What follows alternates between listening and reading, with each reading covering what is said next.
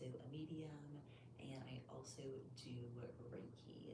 So I do a little bit of everything when it comes to spirituality, and also I'm trying to learn a little bit more about metaphysics. So if those things interest you, feel free to follow along. And I do lives every Tuesday at 4:44, so I would love to have you join me then. Okay, let's get into it. So today we are going to be making spell jars. In order to do our spell jars, we are first going to want to set an intention. So this jar is going to be all about self-love. It can also be about self-forgiveness. It can be about romantic love.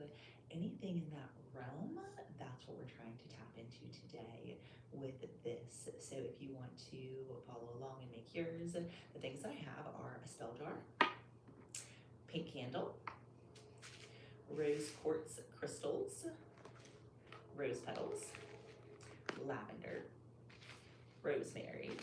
And you don't have to have all these things, but this is what I'm using. And then the other thing I have is a piece of parchment paper, any kind of paper really, and you can write or put an intention into the paper and then put the paper into the spell jar as a part of it as well.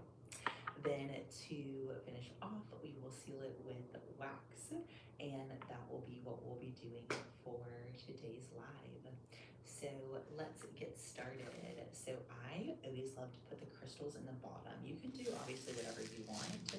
I just think from like an aesthetic perspective, I like my crystals in the bottom because I love to see what it looks like whenever I get done, right? And so for me, it is mostly about the intention, but a little bit about the appearance.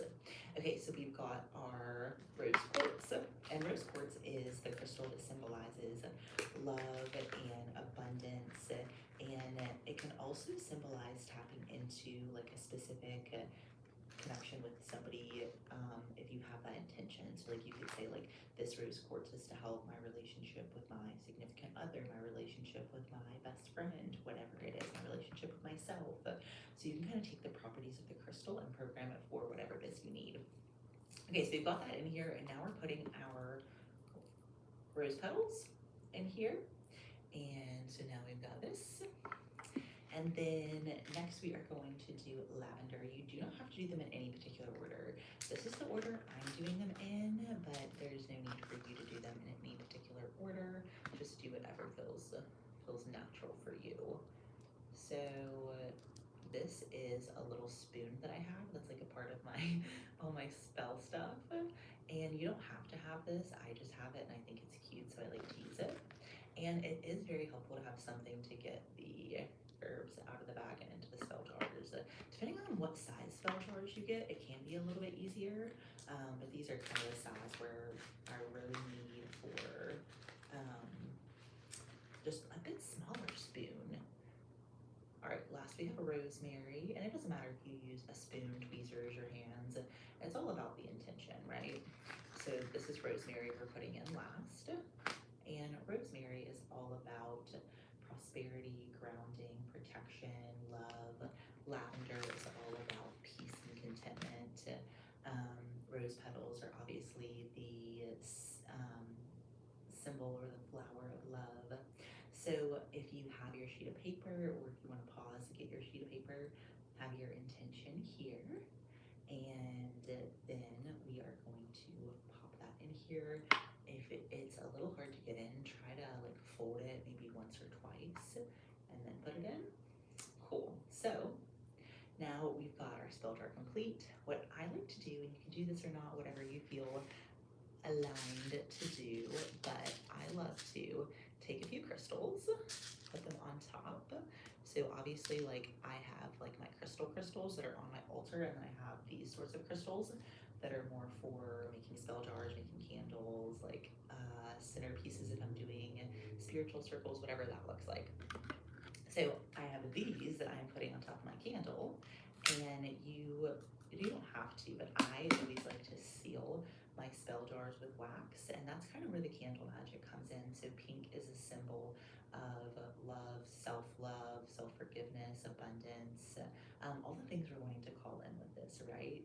So I always love to just seal it with that intention. I'll sort of visualize that intention as I'm just watching the candle melt And then it's obviously super cute when you get done. And then you have all of the rundown of the candle wax. So again, it serves two purposes. The aesthetic is super cute, but also it being sealed with that intention is really great. And obviously, if you're going to keep a spell jar on you, you're really going to want a spell jar that isn't going to just pop open and your lavender is going to spill on the floor, you know?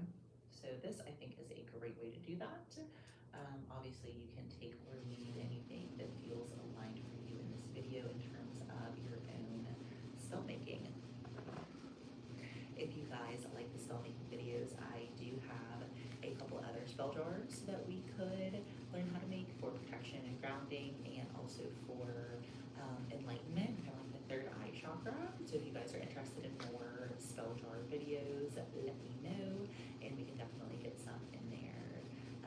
While I'm waiting for those to dry before I show you guys the final product, I wanted to tell you guys a little bit about me. So if you want to work with me one-on-one, I do offer Akashic Records readings, sort of like soul purpose readings.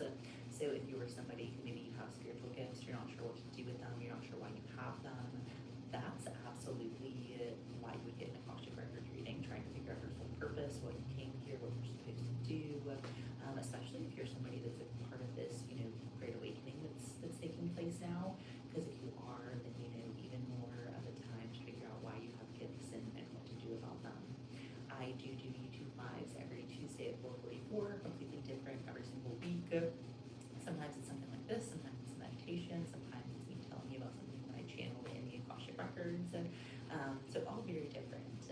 I also do 1 or 2 retreats every year, and I also have a 5D Ascension membership where if you want weekly videos that are just things that I channeled in the Akashic Records that are questions to things like how to simultaneous time work, how do you clear karma, messages for light workers based on what time period of the year we're in. All of those exclusive channel videos are all on my website under my 5D membership. So now you have a dried spell jar, and look how beautiful she is. So I love how this turned out. So a couple things you can do with your spell jar. You can put it in on your altar. You can put it in your purse, your pocket, your bra, carry it around. It doesn't matter. Anytime you want to bring this energy with you, you literally just carry the spell jar, and you think of it as carrying that energy with you, or allowing that energy to amplify whatever experience you're about to have. So thank you guys for tuning in. And like I said, if you want to learn more spell jars, just drop some comments of what you'd like